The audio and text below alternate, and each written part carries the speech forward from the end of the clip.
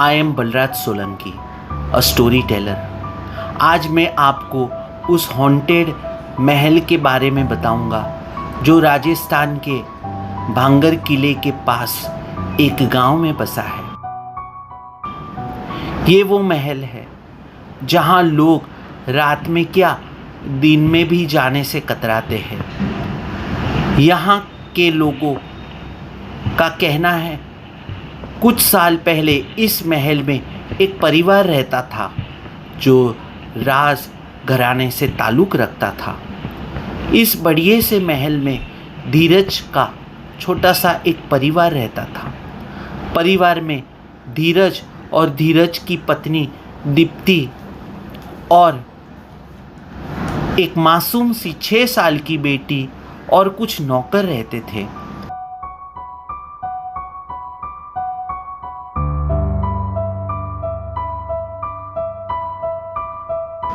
एक दिन कुछ काम के सिलसिले से धीरज को अपनी पत्नी दीप्ति को महल में अकेला छोड़कर अपनी बेटी दिव्या को लेकर शहर जान पड़ता है। उस रात कुछ चोर महल के अंदर चोरी के इरादे से महल में घुस आते हैं।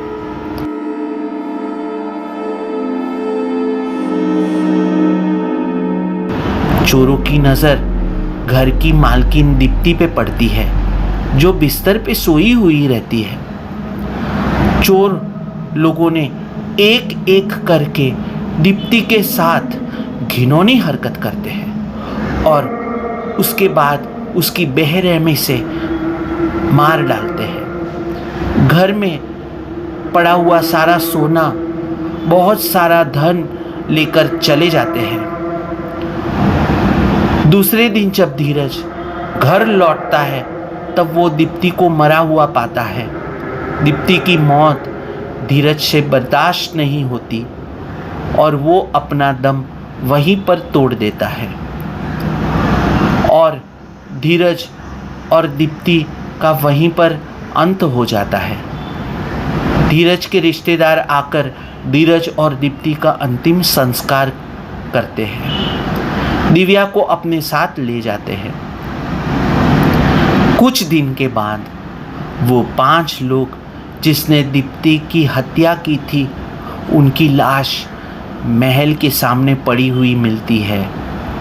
उनकी मौत कैसे हुई ये आज तक एक राज है। गांव वालों का कहना है कि उन 5 चोरों की लाश की वजह दीप्ति है, मौत की वजह दीप्ति है। दीप्ति ने ही उनको मारा होगा क्योंकि गांव के कुछ लोगों ने दीप्ति की आत्मा को उस महल के ऊपर रात में टहलते हुए देखा है। कई बार के लोगों ने उस महल को खरीदने की कोशिश की लेकिन उन सब की मौत कुछ न कुछ किसी वजह से, किसी कारण से उस महल में हो जाती है। इस वजह से अब उस महल में कोई खरीदने वाला नहीं मिलता। ये कह सकते हैं कि उस महल में कोई जाना ही नहीं चाहता। हाय दोस्तों, कैसे लगी आप सबको ये सच्ची घटना पे आधारित कहानी। फिर मिलते हैं कोई और सच्ची घटना पे आधारित कहानी के साथ। तब तक के लिए मैं आपका बलराज सोलंकी एक स्टोरी टेलर को आज्ञा दीजिए। Good night, take care.